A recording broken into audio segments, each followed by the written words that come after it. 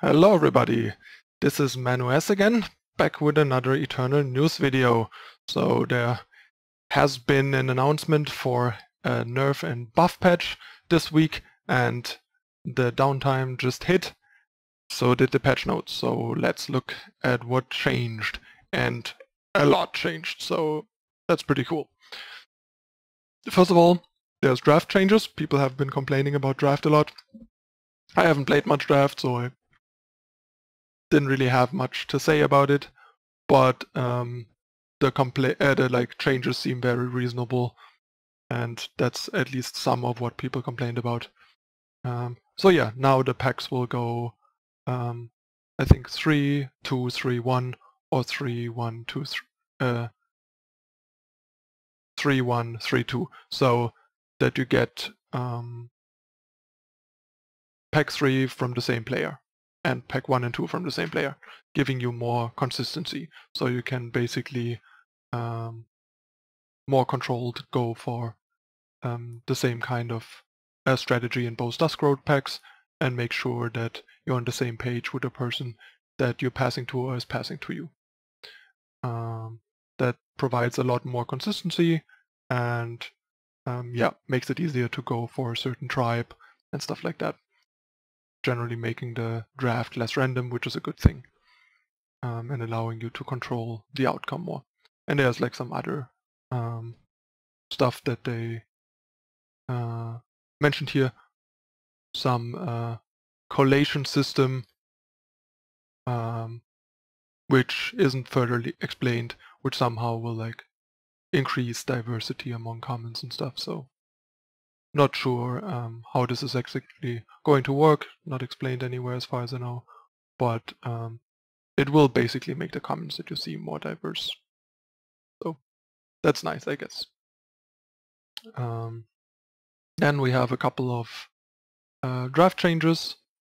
Apparently Justice has been a tad too strong in draft right now, like the evasive Justice decks, which I can totally see. I mean, in my draft video I had this weird heavy Justice deck with a bunch of random flyers that just easily crushed my opponents.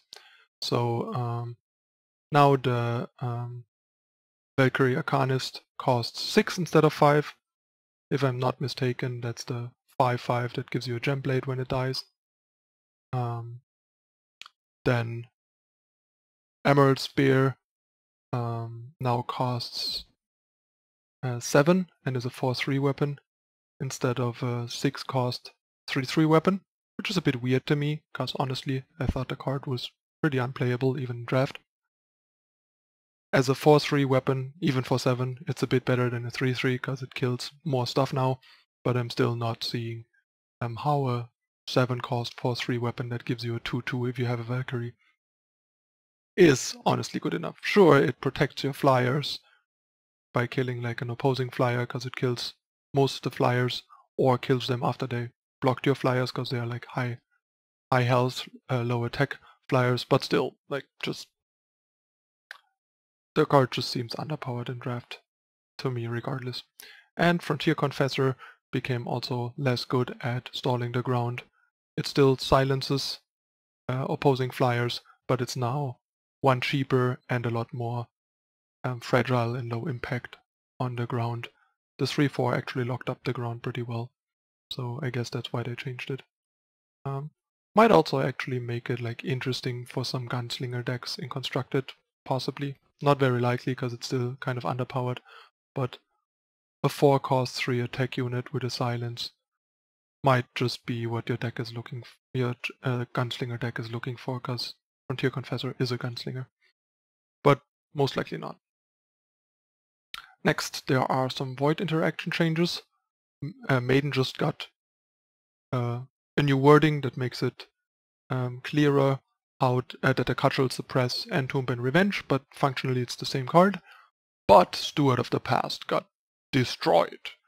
Now it basically doesn't suppress Entomb and Revenge anymore, and basically generally just doesn't silence anything that goes to the Void after it dropped. Now it's just a 3/5 deadly that has a summon effect that silences the enemy Void.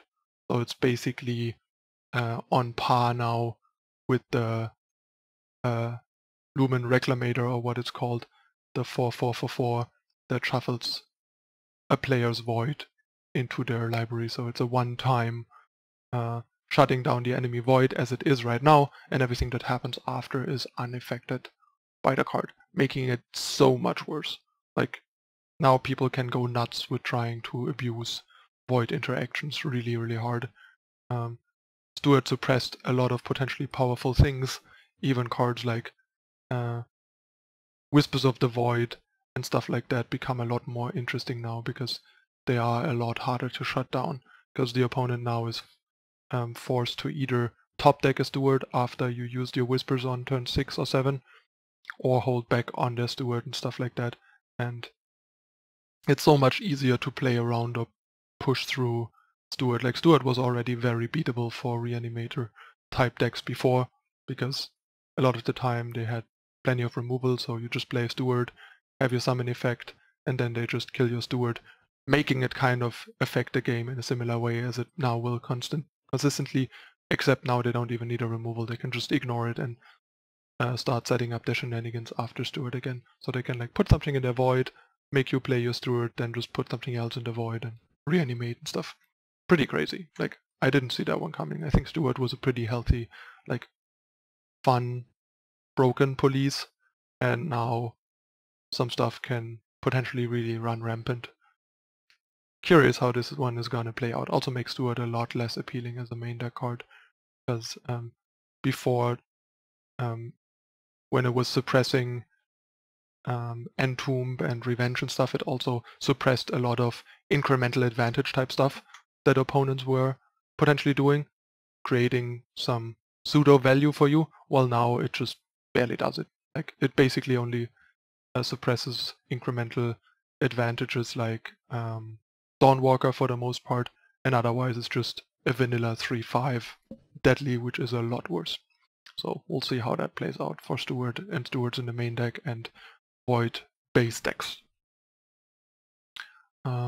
Next we have Dawnwalker. Makes a lot of sense after they changed Steward to change Dawnwalker. Now you need double the influence that it costs to play it, quadruple time to return it from the void, which I think is a pretty nice change. It just kind of reins it in and makes sure that you're like a time-heavy 2-faction deck most of the time to take full advantage of Dawnwalker, since these decks usually are fairly capable of having 3 time by turn 4 consistently, and even 4 a fair share, and the latest on like turn 5. So you might miss one recursion, like if the opponent kills your turn 3 Dawnwalker, you might not always get it back on turn 4 with your Titan, but on turn 5 you more often than not should get it back, especially now with the crests in Elysian and Praxis, and it also just makes you pay a little more attention to your power base and your power sequencing, which is nice.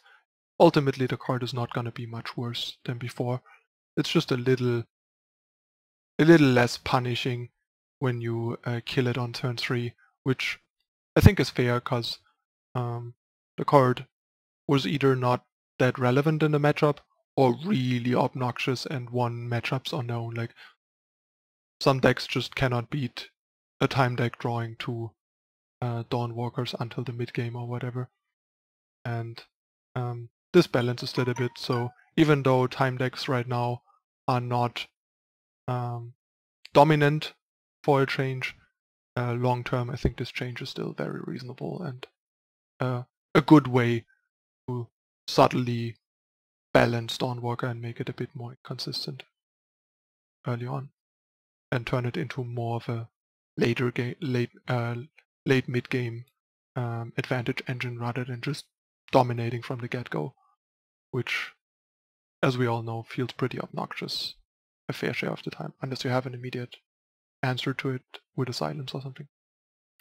Then they added an influence to the Pathfinder and Trailblazer, I guess partially to make these absurd 4-color Magdo shenanigans harder to work out, because they apparently ran rampant at lower ranks and probably are really punishing to lower ranked players with worse decks and less play skill, putting less pressure on the slow 4-color concoctions, punishing them for their shenanigans. And if you don't do that, that deck actually is pretty broken in a way. So in higher rank that never really was a problem, because the deck is slow, clunky and inconsistent, and better players with stronger, more well-tuned and fully fledged out decks can take advantage of that pretty well, but in lower ranks I can see how this is a problem. Also, it's a potentially powerful effect, so it's not unreasonable that it's not easily splashable. Next we have Withering Ridge, got changed again to make it more transparent and slightly worse. Basically, the whole attack threatening a witch post-combat if the opponent eats your attacker for free doesn't work anymore. Now you have to be a bit more upfront, plus you can't go Lightning Storm into Witch anymore, because then the enemy board is just not being affected. Now you have to kill your Witch with your Lightning Storm and play your Witch before combat if you want to attack into their guy that would otherwise eat your guy. So makes Witch a bit worse, but ultimately not that big of a deal. Basically now with Storm, it's a 7-cost 2-card harsh rule rather than a 7-cost 2-card harsh rule that leaves a 1/1 behind. Well, to be fair, it's a one-sided harsh rule, so that's also pretty relevant in Felon a fair share of the time. So that makes up for the differences between an actual harsh rule and this one costing 2 cards and 2 power more, but leaving your board unscathed. All in all, it's not a big deal, but it can matter. Like the 1/1 sometimes had surprisingly much impact and now will much more often be dead, at least if you rely on Storm Witch. Next we have a buff to Black Sky Harbinger. Some people call it a nerf just because of Vanquish, which is absurd. It's 1 card in 1 color. I really like that change. Like a 3/5 for 6 always felt pretty underpowered for a 6-drop to me. Like, I mean, the card was still fine and playable, especially because of Vara and Champion and Witch and stuff. But as a standalone card, the card was really like on the weak side for a legendary 6-drop. So I really like that it has much more reasonable stats, and I think it's also fitting that a 6-drop is can be answered by a Vanquish, because it's kind of absurd if your 6-drop that is not just a pure utility unit but is meant to stay in play and has a fairly strong board impact cannot be answered by your removal that is aimed at late game units, basically. So it's kind of consistent, also makes Harbinger a lot stronger when it survives, makes it stronger at blocking. I really like that change, and sure, Vanquish is now a bit better against Felon and against Harbinger, but I think that's also a good change, because it is actually quite awkward how weird Vanquish was in, say, a Rakano aggro deck, and how frustrating it is that they play a strong unit that is like a 6-cost unit, and then you have this removal that is meant to kill like late game units, and it just can't even touch their 6-drop. So that's kind of weird. And it's really only 1 card in 1 color, so it's ultimately not a nerf. It's a rebalancing that over where the card still clearly comes out ahead. Next we have Devastating Setback. I really like this change. I thought the card was really awkward and clunky and underpowered before. And I think I actually said at some point that this is what it should have been like when it came out, and now it actually is. So I really like that. Now we basically get an in-fast with a duress attached, which is really cool. So we either get to play a sort of worse Lightning Storm, because it costs 3, since the difference between -2/-2 and 2 damage to everything is basically not existent in this game right now. In Magic there's a difference because of indestructible and protection, but there's no protection and no indestructible in this game, so -2/-2 this turn is mostly plays out the same as 2 damage, except for like if you play it and use a relic weapon the same turn or something. And yeah, we still keep the discard part, and at 3 the discard part is much more reasonable as a secondary alternative when -2/-2 does nothing. So the card is really great now, I love it. I'm looking forward to mess around with this more. It went from awkward and underpowered even when people played it main deck. I mean, I played decks with it main deck, I tried it, and it just felt too clunky and too weak all the time. And now it just feels just right. And is a great competition for Lightning Storm, which was always a bit too narrow and bottlenecked in main decks, and more of a sideboard card for the most part. Then we have 2 buffs to yet 2 more primal cards. Primal needs buffs all day basically. Torgov gets the +3/+3 now when you have 10 or more cards in your void rather than 15, which is a cool change because I kind of liked the card before. It was just like basically a 4 power 4/5 with an on-hit ability, because no deck realistically hit the 15 card limit in most games, and now the 10 cards are very realistically hittable. Like for example, think back of my old Uru pets. This deck can easily get the 10 cards in the void by turn 6, for example, or something, between Whispering Wind, Privilege of Rank, and Torgov looting himself and stuff. So that's a really cool change, makes the card a lot more appealing and playable. Alu Deathstreamer, I think the card is still probably terrible at 5 cost because there's just not enough playable curses.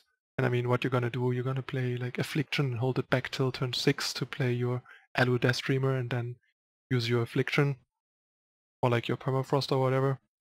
And you need at least 1 curse trigger off of this to make it remotely worth it. I think the card's still pretty awful, but a bit less awful than before.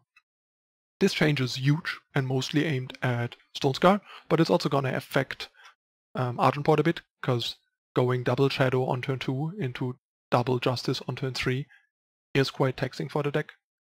We might have to reintroduce Diplomatic Seals into the power base, probably all 4 alongside the crests, to make sure we have this double Shadow into double Justice. That is something that basically it's kind of the same as with like Temple Scribes into Enforcers in old combo decks, except that not playing your Scribe on 2 is much less bad than not playing your Instigator on 2. And in Stonescar this is actually a big deal, because all your good 1-drops are fire, so going fire 1-drop into Instigator is really hard. It basically only works if you have a seed. So if you don't have a seed, you cannot play Instigator on 2, which makes Instigator almost unplayable in Stonescar aggro, which is super interesting. I'm not sure how this is gonna play out. But yeah, it is what it is, and I think it's actually a reasonable change, because Instigator is really good, and I wouldn't like it to see changed in itself, but just adding an influence seems very appropriate and a good way to nerf it and pull it back without changing it, because I think the 3/3 for 2 and the trigger and all is all really well worked out and not too powerful. But having to commit a bit more to benefit from so much power seems like a very reasonable direction for this to go.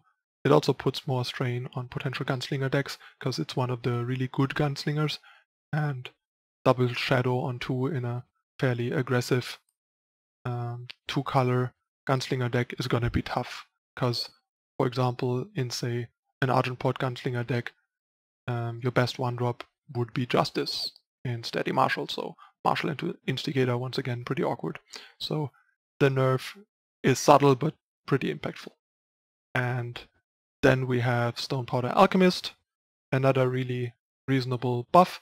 The card always was ridiculously underpowered basically. It still kind of found its way just as a throwaway unit in the Echo Macto deck, but basically was just like a random shitty 4-cost jump blocker that annoyed the crap out of the opponent. Now it's like a remotely generally reasonable card to consider against aggressive decks, because especially in Stone Scar, a lot of units have 2 health, Cinder Yeti, Bandit Queen, the 1-drops, and also Vicious Highwayman, so this can actually trade with a lot, comes down at a reasonable point in time, is a gunslinger that is now reasonably cost to consider as a card, and so on. So it's just like now a card that becomes interesting to consider. It's still not a great card probably, but it's a card that it's worth thinking about. Well, before the card was even pretty bad in draft, in my opinion, because it's just such a bad stat impact to cost ratio. Next we have a couple of unexplained changes. Hideout Pistol got a pretty huge buff, giving +2/+0 is incredibly powerful. This is basically a million times better than Katana now in the right deck. Even Rakano Outlaw already has huge impact with a Hideout Pistol on it, because killing something with 3 attack or less kills most of the relevant early game units, making this a great tool. And then imagine Warcry triggers on this. The card has all the potential now to become a constructed staple, making gunslingers a real deck, and I will certainly try to make that happen. Color Survivalist lost 1 shadow influence. If I'm not mistaken, that's the Bond gunslinger, so it's also the double discard a spell guy. Makes him a little easier to bond out and requires you to commit a little less hard to shadow, which is ironic given that Instigator makes you commit more to shadow now, so not the most relevant change in my book. Battlefield Scavenger, a lot better now. Ultimate costing 4 is really nice. Gives you another turn 4 play, aside from Valkyrie Spireguard. If you try to mess around with Argenport Valkyries, like you can play an Enforcer on 3, the opponent kills it, and on turn 4 you just get it back. Because you don't have a 4-drop, for example. Just makes it less clunky, gives you the Warcry quicker, and so on. It's an interesting card. Inquisitor's Halberd got one hell of a buff. Turning into a 3/4 weapon instead of a 3/3 is a huge deal. Like, the card is now as good as a 3 or 4 as a 4 or 5 cost weapon. As a 5 cost weapon, it would obviously not be that good because we have that and it's not constructed playable. But getting the stats, if this was a 4-cost weapon, like a 3/4 for 4, it would be pretty solid and constructed already, like as an alternative to Runehammer. And as a 3-cost weapon that you can sometimes play on curve with, say, the 1/2 Valkyrie on turn 2, for example, or just play it on turn 4 with like a Protect Open or Sabotage or whatever, or Finest Hour, is really, really great. Because at 3/4 it basically can almost always kill something and survive, making it really strong and much more appealing to try and go the Valkyrie route in Argenport, with Halberd and Scavenger being a lot better now. Well, Clutchkeeper got slightly buffed, now costs only 14, still pretty expensive, still basically an 8-drop with a Carnosaur with no buff. Doubt this is gonna make it much more playable in Dinosaurs. 1 cheaper definitely matters a bunch, because it makes, together with the Bond, makes you churn this out a lot earlier. But the card is still like sort of a win more, because you're already doing pretty well if you have a big enough guy and enough power and are still not too far behind to play this and go nuts with Clutchkeeper. But we'll see if it makes a difference. Yeti Furflinger is a really nice change, because triple primal and only being a 3/3 was really weak. Now that Yetis has a 3/4 for 3, even though at a steep cost of triple primal. If I'm not mistaken, because that should be the 3-drop legendary, is really nice with the cool ultimate that turns something into a flying scroll. So it's evasion, it's an answer to big threats, and it's actually a pretty good 3-drop that becomes a 4/5 with Womp and stuff like that. So maybe Yetis is getting closer to being worth experimenting with, or like Skycrack aggressive deck that is primal heavy and has a Yeti core of the good Yetis, for example. Then Gearmaster was awful before, in the worst spot in the curve, way too fragile. Now it's a reasonable card. It basically costs 1 less and is a 1/1.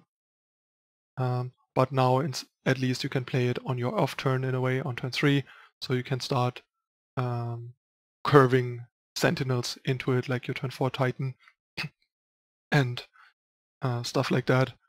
It was super awkward there was in the same curve slot as Titan. Made no sense at all. That alone made the card horrible. Now it might at least be interesting. It's probably still not gonna see much play, but at least it curves properly now. Talia's Intervention got a bit of a buff. Gained 4 health instead of 3. Not a big deal though, and it can silence all enemy units instead of just attacking ones. So yeah, it's a bit more of a sideboard card now, but since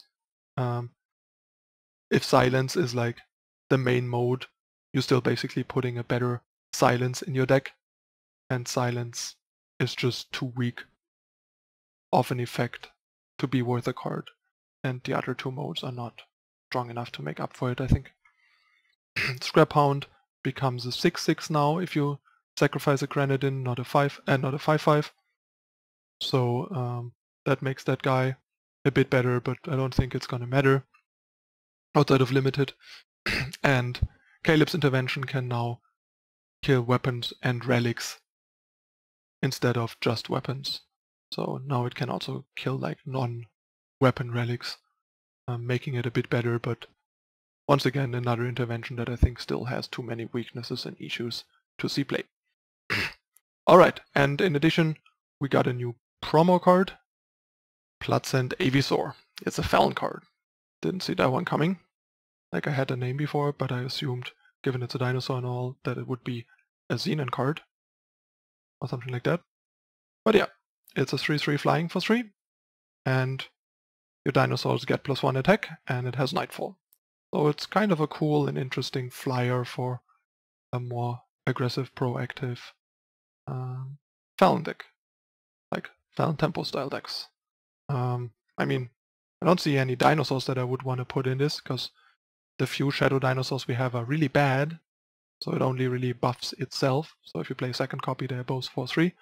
But yeah, I mean, it's a Nightfall enabler for Rindra and stuff, so maybe it's worth it to mess around with the deck, topping off with Rindra, with these guys and Rindra and Midnight Gale and stuff, like a more aggressive Felon deck.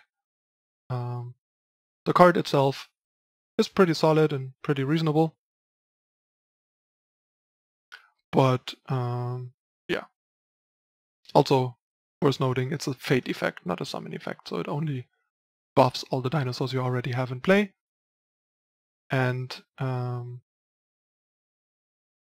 but at least it buffs them permanently, so if Avisaur dies, the other dinosaurs still have the buff, which doesn't say a whole lot, because like I said, you have to have one in play, draw a second, that buffs the first one, and then the second is still a 3/3, so the fate is pretty trivial, unless you go in like full-blown trifaction dinosaurs, which I don't see happen at all. But yeah, card is still decent. Like most promos, they are okay-ish and decent, but not great. We'll see how this one plays out. Alright, anyway, that's it for this pretty big patch. Hope you guys enjoyed the review of the patch notes. I think Felon overall got a pretty sweet buff, and if it was maybe not entirely tier 1 before or close to tier 1, like it was a close call between being tier 1 and being like almost tier 1 on ladder. People didn't like it enough to play it that much, but I still felt with the recent gains that it was a tier 1 deck or close to a tier 1 deck. By now, with the changes to like Setback and Harbinger and stuff, it definitely is one in my book. So we'll see how it plays out and how other people pick it up. I don't get why people say Felon got nerfed. Like, sure, Steward got a nerf, but that is not a nerf to Felon. That's a nerf to Steward and a buff to reanimation strategies. Because outside of reanimation strategies, it still mostly does for Felon what it always did and should do. Even is still fairly good at keeping Dawnwalkers in check. A little worse than before, but not that much. It's really mostly the reanimation strategies, the heavy void uses. Alright. Still very baffled that there's not any change at all to Runehammer or Tavrot, because I really felt like both of these cards are really dominant, especially Tavrot and Argenport midrange in general, and I was really expecting Tavrot to become a 5/6 or be harder to cast, like be triple Justice, triple Shadow or something, to make you work harder to benefit from it. Turning it into a 5/6 would have made the deck softer to aggressive decks because of Obliterate and general rapid shot interactions, and also would have made the card worse on boards where there's units, because as a 5/7 you can attack much more and much easier into a lot of boards, while as a 5/6 there are like some 6/6s, for example, that just eat it for free and stuff like that. So that would have been a nice subtle nerf to the card without completely blowing it up or changing how it works, just making it a bit more vulnerable and a little less robust and stabilizing, basically. But yeah, they felt like it's not necessary. To be fair, looking at the couple of hundred games that I tracked since the Dusk Road, it is only the second most played deck, or like most faced deck on ladder for me. Stonescar, Royal Burn, Stonescar aggro, whatever you want to call it, Bandit aggro, is still the most played deck on ladder according to my stats percentage-wise, followed by Argenport and then followed by like Skycrack, and then like Felon Control and Felon Reanimator. Alright, that's it for this Eternal News episode. Patch should be up anytime now, so enjoy all the new changes and see you on the battlefield. Thanks for watching, this is Manu S, and I'm out.